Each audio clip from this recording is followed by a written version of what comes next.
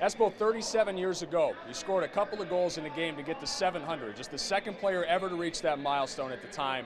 Now you're a part of the NHL 100. What's it mean to you personally to be ranked amongst the best all time to play this game? Well, first off, I didn't know until David Michigan told me that today's that anniversary. I do have my 700 goal stick and I have my 700 goal puck. But what does it mean? Well, it means an awful lot. To be ranked in the top 100 of all time is something that, as a kid, I never thought would happen. And I was one of the lucky ones because I didn't make junior hockey till I was 19.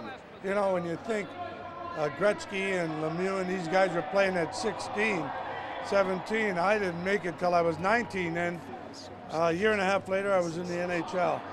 And it was a dream of mine to play and play as well as I could. I was telling somebody the other day, 82 games, I would like to make myself, promise myself that I would be good, real good in 60 to 65 of those games.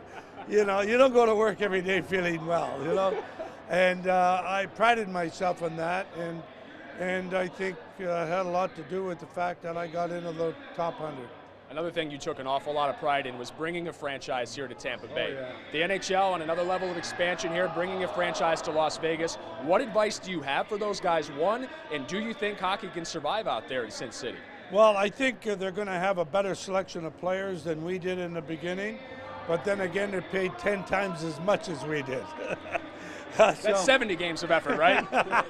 You got that right. And so they're going to have a good players, and the big thing is to be competitive. That first couple, 3 years. Is there a honeymoon period? With us, there was a honeymoon period, but that was because we didn't get the kind of players that I believe they're going to get. Georgie McPhee's going to do a wonderful job. Personally, I think if they do another World Cup, they should do it in Las Vegas. You imagine the people coming from Europe and all that? Even I might go to that one. Here's a question for you. Does the NHL participate in the Olympics in South Korea? Do you think they should be able to go in 2018? My personal opinion is no.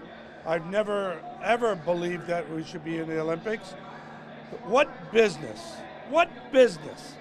shuts down their business for 15 to 17 days and loans their product for nothing?